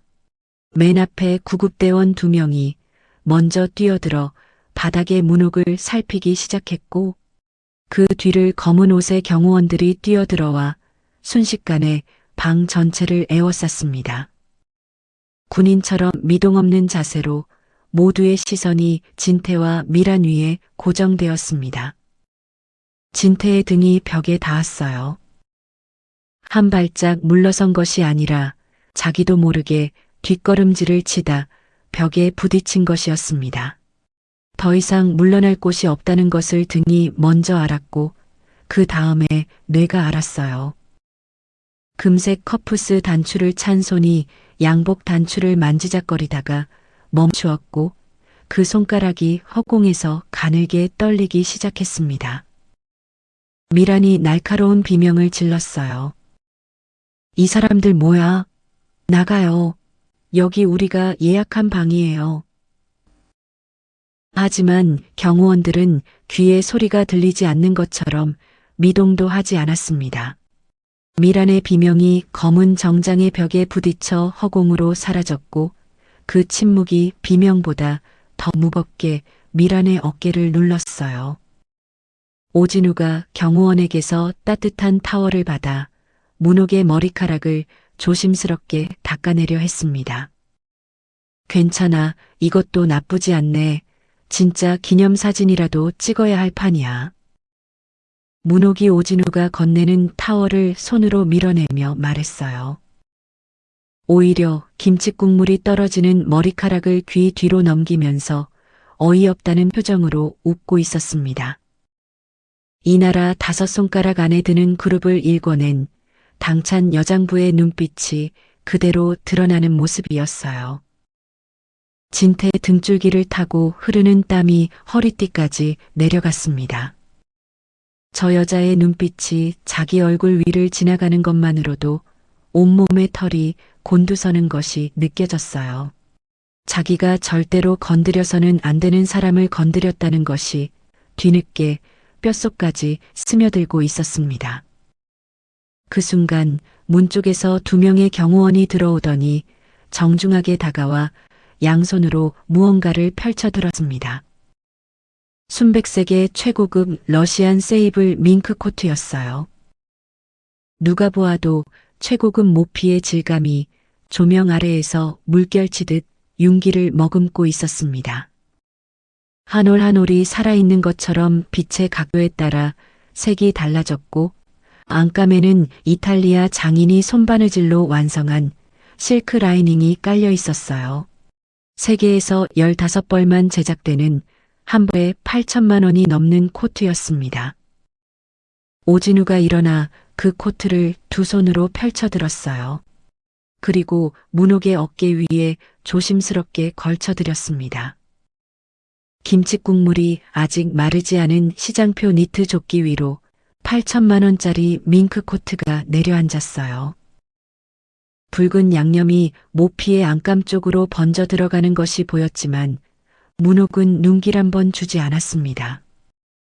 수천만 원짜리 코트가 김칫국물에 젖어가는 것 따위는 이 여자에게 아무런 의미도 없는 일이었어요.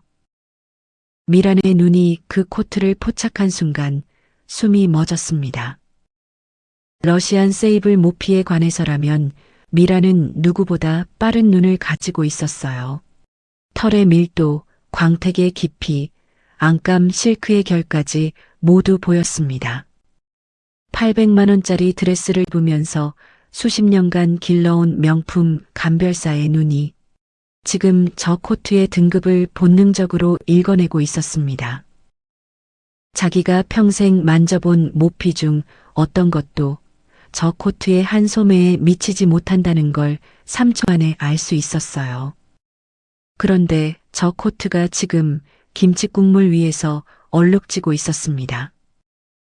그리고 코트의 주인은 그것을 전혀 신경 쓰지 않고 있었어요. 8천만 원이 버려지는 것을 눈도 깜짝하지 않는 사람이라는 것을 미란의 뇌가 인지하는 순간 곧바로 무릎에서 힘이 빠졌습니다. 벽을 등지고 서 있던 다리가 접히며 천천히 바닥으로 주저앉았어요. 800만 원짜리 드레스의 엉덩이 부분이 김칫국물 위에 내려앉았지만 미라는 그것조차 느끼지 못하는 듯 했습니다. 문옥은 밍크 코트를 걸친 채 벽에서 등을 떼고 상체를 앞으로 세웠어요. 오진우가 올려드린 타올로 손가락 사이에 낀 양념을 가볍게 닦아내면서 놀랍도록 태연하게 입을 열었습니다. 오 실장, 괜찮아. 내가 오늘 참 귀한 경험을 했어. 문옥의 입꼬리가 올라갔어요. 이 김치가 얼마나 귀한 건지 모르는 사람들이 아직 있더라고. 이게 세계 38개국에 수출되는 명품 김치인데 나는 오늘 이걸 머리 감는데 써버렸네. 문옥은 웃고 있었습니다. 하지만 그 웃음은 더 이상 시장 국밥집 아줌마의 것이 아니었어요. 26년 동안 15,000명의 운명을 쥐고 흔들어 온 사람이 바닥까지 내려가 보고 올라온 뒤에 짓는 웃음이었습니다. 그 안에 분노도 없었고 슬픔도 없었어요. 다만 이미 내려진 결정의 냉랭한 확신만이 눈빛 깊은 곳에 가라앉아 있었습니다. 문옥의 웃음이 잦아든 뒤 오진우가 천천히 고개를 돌렸어요. 문옥의 웃음으로 끝날 일이 아니었습니다. 자신이 모시는 사람에게 김치국물을 뒤집어 씌운 겁대가리 없는 놈의 면상을 다시 한번 확인하고 싶었어요. 자신의 주먹을 쥔 손등에 핏줄이 밧줄처럼 돋았고 이를 깨무는 소리가 본인의 귓속에서 울렸습니다. 오진우가 진태를 향해 한 발짝 내딛었습니다. 구두굽이 바닥에 김치국물을 찍는 소리가 또렷하게 울렸고 그 한 걸음에 진태의 어깨가 움찔 뒤로 밀렸어요. 감히 내 놈이 무슨 짓을 했는지나 알아? 낮은 목소리였습니다. 하지만 그 낮음이 오히려 방 안의 공기를 진공처럼 빨아들이는 무게를 가지고 있었어요. 내 놈이 감히 어느 분의 머리 위에 김치국물을 부은 건지 알기나 해? 또 한 발짝 진태의 등이 벽에 더 깊이 눌렸어요. 39에 바닥에 좌판을 까시고 20여 년 만에 대한민국에서 가장 존경받는 그룹을 만드신 분이야. 오진우의 구두 끝이 진태의 구두 앞 반뼘 거리에서 멈추었습니다. 숨결이 닿을 거리였어요. 당신네 코딱지만한 회사가 겨우 생계나 유지하고 사는 게 대체 누구 덕인 줄도 모르고 빌어먹는 개가 주인을 물어? 배은망덕도 유분수지. 진태의 뇌가 그 문장들을 하나씩 조립하기 시작했습니다. 자기가 머리 위에 김치국물을 부었던 그 사람이 자기 회사의 숨통을 쥐고 있는 KMO 그룹의 회장이라는 말이었어요. 그 사실이 뇌의 표면에서 깊은 곳으로 한 겹씩 스며들 때마다 진태의 시야가 좁아졌습니다. 심장이 목구멍 안쪽까지 뛰어오는 것 같았고 손가락 끝의 감각이 사라져가고 있었어요. 하지만 부정한다고 사라지는 현실은 없었습니다. 오진우의 마지막 한마디가 떨어졌어요. 그런 은혜를 입어놓고 감히 내 놈이 그분의 머리 위에 김치국물을 부었어? 진짜 머리가 돌아버린 거 아니야? 그 문장이 끝나는 순간 진태의 무릎에서 스르르 힘이 빠졌습니다. 주저앉은 게 아니라 그냥 힘이 빠져 다리가 내려앉은 거였어요. 그대로 김치국물이 튀어올라 진태의 양복을 흠뻑 적셨습니다. 아까 자기가 문옥의 머리 위에 부었던 바로 그 국물이 지금 자기 무릎을 적시고 있었어요. 진태의 시선이 바닥에서 천천히 올라가며 문옥을 향했습니다. 자기가 김치국물을 머리에 부었던 바로 그 사람이 지금 러시안 세이블 코트를 걸치고 수십 명의 경호원에 둘러싸여 앉아 있었어요. 똑같은 얼굴이었지만 거기에 담긴 무게가 완전히 달라져 있었습니다. 아까는 시장 국밥집 아줌마가 바닥에 엎드려 있었고 지금은 대한민국 재계 서열 5손가락의 총수가 진태를 내려다보고 있었어요. 입을 벌려보아도 소리가 나오지 않고 바닥을 짚은 손이 덜덜 떨리는 게 느껴졌습니다. 미라는 벽에 등을 붙인 채 자기 손을 내려다보고 있었어요. 이 손이 KMO 회장에게 김치 싸기를 날렸다는 사실이 아직도 실감이 나지 않았습니다. 바닥이 사라진다는 기분이 무엇인지 알 것 같았어요. 무릎을 꿇고 빌어야 할지, 바지가랑이를 잡아야 할지 도무지 알 수가 없었습니다. 무릎에서 힘이 빠지며 벽을 타고 천천히 바닥으로 주저앉았습니다. 800만 원짜리 드레스의 엉덩이 부분이 김칫국물 위에 내려앉았지만 미라는 그것조차 느끼지 못하는 듯 했어요. 정우는 방 한쪽 구석에서 두 손으로 머리카락을 움켜쥐고 있었습니다. 아까까지 소매에 보풀하기를 떼고 커프스 단추를 만지작거리던 그 여유로운 손가락이 지금은 자기 두피를 쥐어뜯고 있었어요. 서진은 어머니 곁에 무릎을 꿇고 앉아 문옥의 손을 꼭 잡고 있었어요. 서진의 눈에서는 더 이상 눈물이 흐르지 않았습니다. 대신 그 눈 속에 뜨겁고 복잡한 감정이 소용돌이치고 있었어요. 어머니가 왜 오늘 이 자리에 지팡이를 짚고 왔는지, 왜 김치를 맞고도 참고 있었는지, 이제야 모든 퍼즐이 맞춰지는 것 같았습니다. 서진은 문옥의 양념 묻은 손을 자기 이마에 대며 떨리는 목소리로 속삭였어요. 엄마, 이제 다 끝난 거지? 문옥은 딸의 머리카락을 쓸어넘기며 아주 작게 고개를 끄덕였습니다. 김칫국물에 젖고 양념에 물들어 있었지만 딸의 머리를 쓰다듬는 그 손만큼은 26년 전 공터에서 4살배기의 머리를 쓰다듬는 것과 똑같은 온기였어요. 오진우의 포효가 잦아든 뒤 문옥이 움직이기 시작했습니다.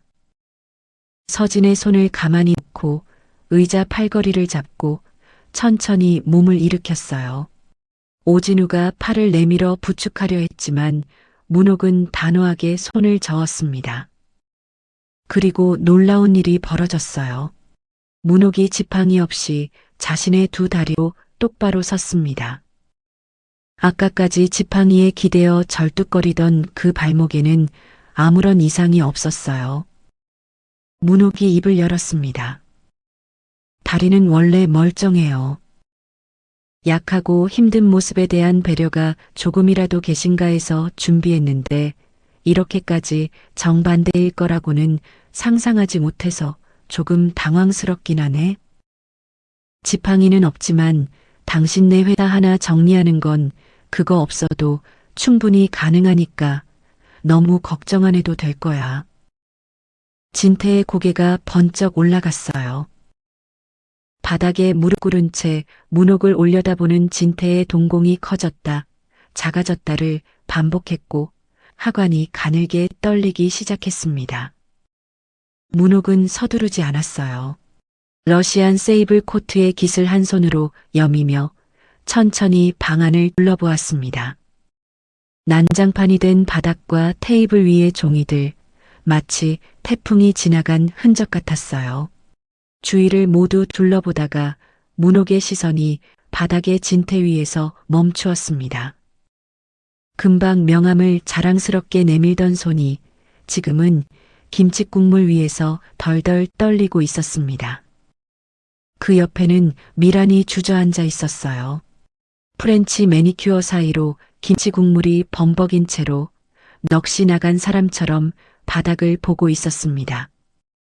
마지막으로 고개를 숙이고 머리를 쥐어뜯고 있는 정우도 보였어요.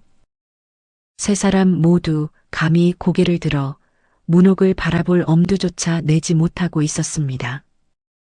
문옥은 테이블 옆 의자를 천천히 끌어당기며 앉았습니다. 1시간 전 문옥이 이 의자에 앉았을 때는 시장국밥집 아줌마가 고개를 숙이고 있었어요. 지금 같은 의자에 앉아 있지만 이 방 안의 무게 중심은 완전히 뒤집혀 있었습니다. 문옥이 두 손을 무릎 위에 가지런히 올려놓았어요. 문옥이 입을 열었습니다. 오늘 제가 이 자리에 온 건 딸의 혼사 상대를 보러 온 게 아니었어요. 진태의 어깨가 움찔했습니다. 그냥 사람을 보러 온 거였어요. 문옥의 시선이 진태에서 미란으로, 미란에서 정으로 느리게 이동했어요. 원래 돈 앞에서는 모두가 웃어 보인다는 걸 저는 누구보다 잘 알고 있거든요. 그냥 재벌 회장이 아니라 국밥집 아줌마로 두 분을 만나고 싶었던 거였어요. 시험이 아니라 그냥 사람과 사람의 만남을 원했던 겁니다. 제게는 세상에서 제일 소중한 딸이니까요. 한마디 한마디가 바닥에 엎드린 진태의 등을 짓누르는 무게로 내려앉고 있었어요. 근데 당신들은 사람이 약해 보이니까 그대로 짓밟았어요. 짧은 문장이지만 조용히 날아와 날카롭게 미란의 가슴에 꽂히는 게 느껴졌습니다.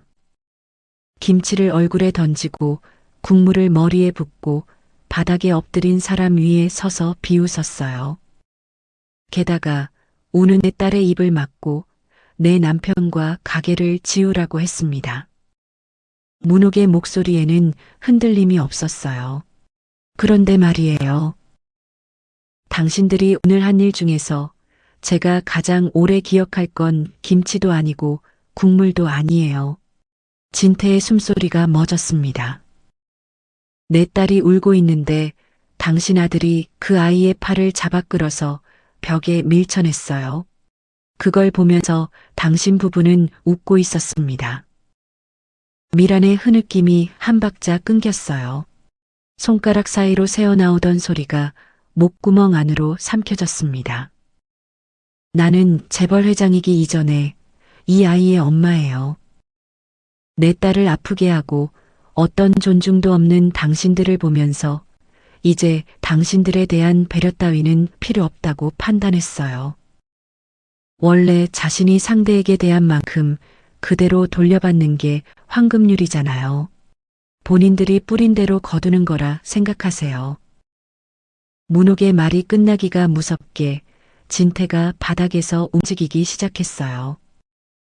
그리고 문옥의 단어 앞에 이마를 박았습니다. 이마가 바닥에 부딪히며 둔탁한 소리가 났어요. 회장님, 잘못했습니다. 제발 한 번만 살려주십시오. 제가 눈이 멀었습니다. 진태의 울부짖음이 방 안을 가득 채웠어요. 콧물과 눈물이 뒤섞인 얼굴이 바닥에 닿았다 떨어지기를 반복했습니다. 아까까지 바닥이 당신 자리라고 비웃던 사람이 지금 같은 바닥 위에서 이마를 찌우며 울고 있었어요. 진태의 손이 문옥의 단화를 붙잡으려 했습니다. 손가락이 구두코에 닿기 직전 문옥이 발을 안보 뒤로 뺐어요. 진태의 손이 허공을 움켜쥐었습니다. 문옥은 움켜쥔 그 손을 내려다보았습니다. 1시간 전 저 손이 김치통을 기울여 자기 머리 위에 국물을 부었던 손이었습니다. 문옥이 입을 열었어요. 너무 늦은 것 같지 않아요? 진태의 울부짖음이 한 박자 끊겼습니다. 기회라는 건 그 순간이 지나면 다시 돌아오지 않는 거예요. 문옥의 시선이 진태의 정수리에서 미란에게로 옮겨갔어요. 사람이 살면서 누군가를 대하는 그 순간마다 다시는 후회하지 않을 선택을 해야 하는 이유가 그런 거예요. 한번 엎질은 국물은 다시 그릇에 담을 수 없는 것처럼요. 엎질은 국물이라는 단어가 떨어지는 순간 바닥에 흥건한 김치국물 위에 형광등 불빛이 반사되어 번뜩거렸어요. 문옥이 그 붉은 웅덩이를 한번 내려다보았습니다. 당신들 같은 사람들은 오늘이 아니었어도 언젠가는 누군가에 의해 오늘을 맞이했을 거예요. 사람을 겉모습으로 재고 약한 사람을 밟고 그게 자기 힘인 줄 착각하는 사람들의 끝은 결국 다 같으니까요. 문옥은 거기서 말을 끊었어요. 더 이상의 설명은 필요 없었습니다. 설명은 상대가 이해할 수 있을 때 하는 것이었어요. 지금 이 바닥에 엎드린 사람들에게는 이미 충분했습니다. 문옥이 오진우를 돌아보았어요. 오 실장, 서류 줘요. 오진우가 태블릿 화면을 켜며 보고를 시작했어요. 회장님, PJT 로지스틱스에 대한 감사 보고서입니다. 화면에 정리된 숫자들이 빼곡했습니다. 지난 3년간 화물 수수료 불법 착복, 식자재 납품 비리, 허위 세금 계산서 등 200건 이상의 불법이 발견되었습니다. 부당이득 추정액은 약 100억 원가량으로 예상됩니다. 숫자 하나하나가 진태의 관 위에 못을 박는 소리처럼 울렸어요. 진태가 그동안 눈 가리고 아웅하며 쌓아 올린 사업의 밑바닥이 태블릿 화면 위에 적나라하게 펼쳐져 있었습니다. 진태 본인만 몰래 한 줄 알았던 것들이 전부 기록되어 있었어요. 오진우가 서류 뭉치에서 한 장을 꺼내 문옥 앞에 내밀었습니다. PJT 로지스틱스 전체 매출의 90%를 차지하는 KMO 그룹 물류하청 계약 해지 서류가 준비되어 있습니다. 회장님 서명만 남았습니다. 매출의 90%가 사라진다는 것은 숨통이 끊긴다는 뜻이었어요. 그 숫자가 진태의 귀에 못처럼 박혔습니다. 오진우가 펜을 내밀었어요. 문옥은 김치 국물이 마른 손으로 펜을 받아들었습니다. 서명은 빠르고 단호했어요. 펜이 종이를 긋는 소리가 조용한 방 안에서 날카롭게 울렸습니다. 해지 승인. 오늘자로 즉시 집행해요. 오진우가 깊이 고개를 숙이며 이어서 보고했어요. 불법 착복과 허위 신고건은 내일 오전 법무부와 고용노동부에 동시 고발이 접수됩니다. 내일 김 장관과의 약속도 다시 확인해 두었습니다. 법무부와 고용노동부에 동시 고발. 아까 문옥이 전화로 김 장관, 내일 법무부로 바로 들어갈게 라고 했던 게 진짜로 밝혀지는 순간이었습니다.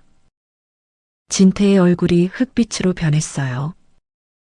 계약 해지는 회사의 죽음이었고 고발 접수는 개인의 죽음이었습니다. 둘이 동시에 떨어지면 빠져나갈 구멍은 어디에도 없었어요.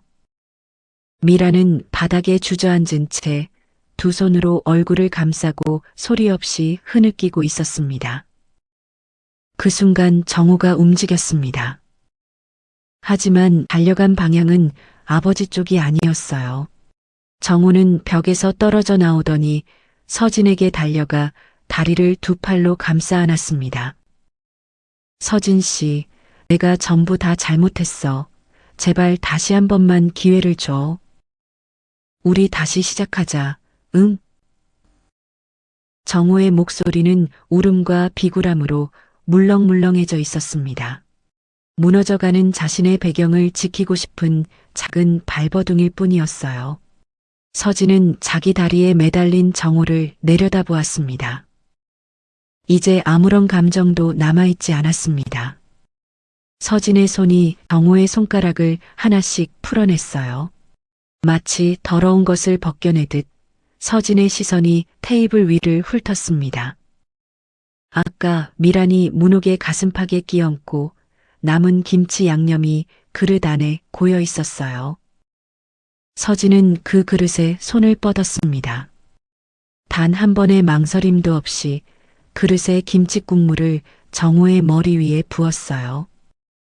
걸쭉한 고추 양념이 정우의 가르마를 타고 이마로 흘러내렸습니다. 눈 위를 넘어 코를 적시고 하얀 와이셔츠 깃 안으로 스며들었어요. 정우는 입을 열었지만 비명조차 완성하지 못했습니다. 1시간 전 자기 어머니가 문옥에게 퍼부었던 그것이 지금 자기 머리 위에서 똑같은 형태로 흘러내리고 있었어요. 문옥은 그 장면을 지켜보며 서진에게 손을 내밀었습니다. 서진이 그 손 위에 자기 손을 포개었어요. 서진의 입가에 작은 미소가 번졌어요. 양념 자국이 남은 얼굴이었지만 그 미소에는 길고 어두운 터널을 빠져나온 사람만이 가질 수 있는 가벼움이 담겨 있었습니다. 문옥이 서진의 어깨를 감싸 안고 도원의 문을 향해 걸었어요. 경호원 2명이 문 양쪽에서 동시에 문을 활짝 열었습니다. 복도에 밝은 조명이 쏟아져 들어왔어요. 문옥의 시선은 오직 앞만을 향하고 있었습니다. 등 뒤에서 진태의 절규와 미란의 흐느낌이 뒤엉켜 밀려왔지만 문옥의 어깨는 단 한 번도 흔들리지 않았습니다. 비선정 정문이 열리는 순간 풍경이 완전히 달라져 있었어요. 정문 밖에는 칠흑처럼 검은 세단 세대가 일렬로 대기하고 있었습니다. 비선정의 총지배인이 숨을 몰아쉬며 뛰어나왔습니다. 문옥을 보는 순간 허리가 직각으로 꺾였고 뒤따라 나온 직원들이 정문에서 차량까지 양쪽으로 늘어섰어요. 문옥은 서진이 먼저 차에 오르도록 문을 잡아주었습니다. 서진이 차 안으로 들어가며 어머니의 손을 잡았습니다. 차 안은 따뜻하고 조용했어요. 서진이 어머니의 어깨에 머리를 기대며 작은 목소리로 말했습니다. 엄마가 바닥에 쓰러져 있을 때 나는 정말 죽을 것 같았어. 문옥은 딸의 머리카락을 쓸어넘기며 듣고 있었어요. 근데 엄마가 바닥에서 나를 쳐다봤을 때 한치도 흔들리지 않는 눈이었어. 그때 알았어. 엄마는 전부 다 계획이 있으신 거구나 생각했었어. 문옥은 대답 대신 딸의 어깨를 한번 꼭 안아주었습니다. 그 안아주는 팔에는 오늘 하루 동안 참아온 모든 것이 담겨 있었어요. 오히려 엄마가 미안해. 보지 않았어도 좋았을 꼴을 내게 전부 다 보여주고 말았어. 엄마가 미안하다. 서진이 고개를 세차게 저었습니다. 아니야, 오늘 엄마가 평생 본 것 중에 제일 대단해 보였어. 진짜로 멋졌어. 세단이 부드럽게 출발했어요. 뒷유리에서 비선정의 기와 지붕이 점점 작아지다가 사라졌습니다. 열흘이 지났어요. PJT 로지스틱스 사무실 철문 위에 가압류 고지서가 나붙어 있었습니다. KMO 그룹의 물류 하청 계약이 전면 해지된 뒤 PJT 로지스틱스는 닷새를 버티지 못했어요. 거래처들의 전화가 하나둘 끊겼고 마지막 남은 협력사마저 담당자의 번호를 차단했습니다.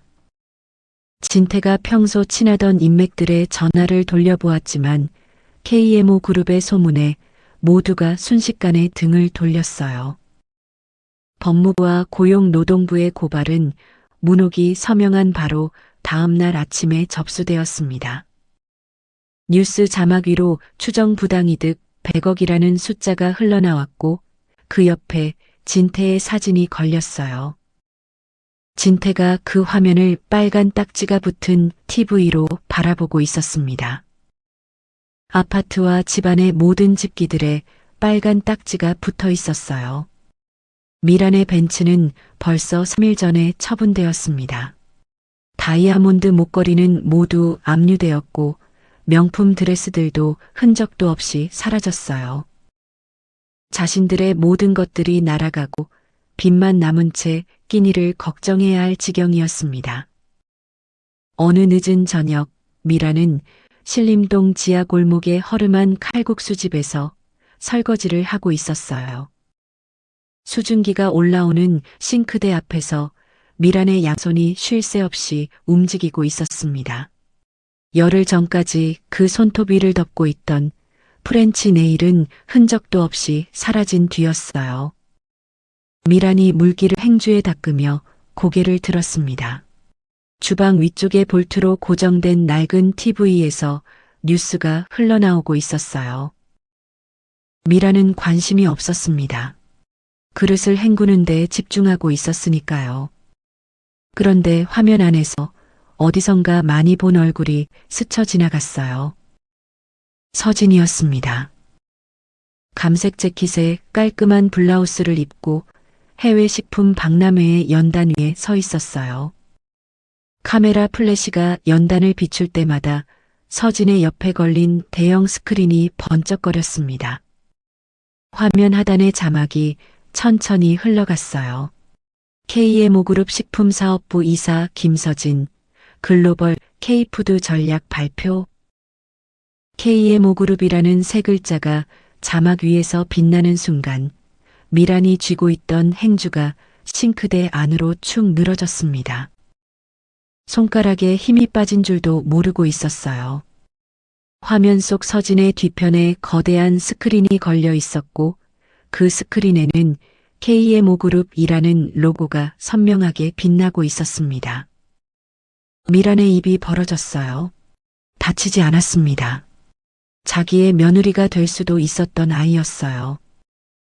자신이 KMO그룹의 사돈일 수도 있었는데 지금 반지하에서 가득 쌓인 설거지를 하고 있었습니다. 미란의 무릎에서 힘이 빠졌습니다. 싱크대 앞에 주저앉으며 두 손으로 얼굴을 감쌌어요. 세제 거품이 묻은 손바닥 사이로 소리 없는 눈물이 흘러내렸습니다. 자기가 그날 조금만 따뜻하게 그 사람들을 대했다면 지금은 어떻게 되었을까? 뒤늦은 깨달음이 너무나도 가슴 아프게 속을 후벼 팠습니다. 하지만 깨달음은 깨달음일 뿐 이미 부서진 것들은 되돌릴 수 없었습니다. 다시 설거지통에 손을 담으며 애꿎은 그릇들만 달그락 거릴 뿐이었어요. 같은 시각 문옥인의 순댓국 가게에 불이 켜져 있었습니다. 문옥은 앞치마를 허리에 2번 감아 묶고 가마솥 앞에 서 있었어요. 가게 문이 열리며 찬 바람과 함께 서진이 들어왔습니다. 엄마, 나왔어. 가방을 한쪽에 내려놓고 어머니 맞은편 자리에 털썩 앉았습니다. 배고파 죽겠어. 오늘 발표 끝나고 바로 왔어. 밥도 안 먹고 왔어? 엄마 순댓국 먹으려고 참았지. 문옥이 피식 웃었어요. 가마솥에서 국물을 퍼담아 뚝배기에 옮기고 순대와 머릿고기를 가지런히 올렸습니다. 그리고 냉장고에서 김치통을 꺼내 뚜껑을 열었어요. 잘 익은 김치의 발효향이 가마솥 김 사이를 비집고 올라왔습니다. 어머니에게서 물려받은 레시피 그대로 맛있게 잘 익은 김치를 접시에 담아 서진 앞에 놓았어요. 열흘 전에 이 김치의 뺨을 맞고 김치 국물이 머리에 쏟아졌다는 게 믿어지지 않았습니다. 한번 피식 웃으면서 김치 한 조각을 서진의 순댓국에 올려주었어요. 이거 먹어, 진짜 맛있게 잘 익었어. 서진은 어머니가 올려준 김치를 한참 바라보았습니다. 젓가락을 든 손이 잠깐 멈추었어요. 엄마, 지금 생각해도 나 그날 정말 열받았었어. 어떻게 김치로 사람을 칠 생각을 할 수 있는 거지? 문옥이 국물을 저으며 가볍게 대답했습니다. 그렇지? 근데 뭐 나쁘지는 않았어. 그날 김치국물 세수하고 다음날 피부도 더 좋아졌잖아. 엄마는 진짜 괜찮아. 엄마, 어떻게 그걸 갖고 농담을 다 하냐? 농담이 아니야, 사실이야. 서진이 웃음을 터뜨렸어요. 눈가가 젖어 있었지만 그건 슬픔의 눈물이 아니었습니다. 문옥이 서진의 순댓국에 김치를 한 조각 더 올려주며 말했습니다. 서진아, 사람의 그릇은 밥그릇이 아니라 마음 그릇으로 재는 거야. 밥은 누구나 먹을 수 있지만 밥을 나눌 줄 아는 사람은 드문 법이란다. 서진은 어머니가 올려준 김치를 천천히 입에 넣었어요. 잘 익은 김치의 상큼한 깊은 맛이 혀 위에서 퍼졌습니다. 할머니에게서 어머니에게로 그리고 언젠가 자기에게로 이어질 맛이었어요. 앞치마를 두른 어머니와 딸이 시장 구석의 작은 가게에서 마주 앉아 순댓국을 먹고 있었습니다. 가마솥에 김이 두 사람 사이에서 피어오르고 밖에서는 시장 상인들의 호객 소리가 멀리서 들려왔어요. 세상에서 가장 평범하고 세상에서 가장 따뜻한 저녁이었습니다. 제가 이 작품에서 가장 인상 깊었던 장면은 문옥 회장이 바닥에 쓰러진 채 지팡이가 아니라 딸에게로 손을 뻗는 순간이었어요. 수만 명의 운명을 결정해온 사람이 가장 약한 모습으로 가장 강한 결심을 내리는 그 한 장면에 이 이야기의 모든 것이 담겨 있었습니다. 살다 보면 누군가의 겉모습만 보고 판단할 때가 있어요. 한 번만 멈추고 생각해 보시면 좋겠습니다. 지금 내가 보고 있는 것이 저 사람의 껍데기인지 아니면 진짜 그 사람의 자체인지를요. 오늘 이야기가 마음에 닿으셨다면 구독과 좋아요로 따뜻한 응원을 남겨주세요. 여러분의 하루에도 평온과 따뜻한 한 그릇이 함께하길 바랍니다. 감사합니다.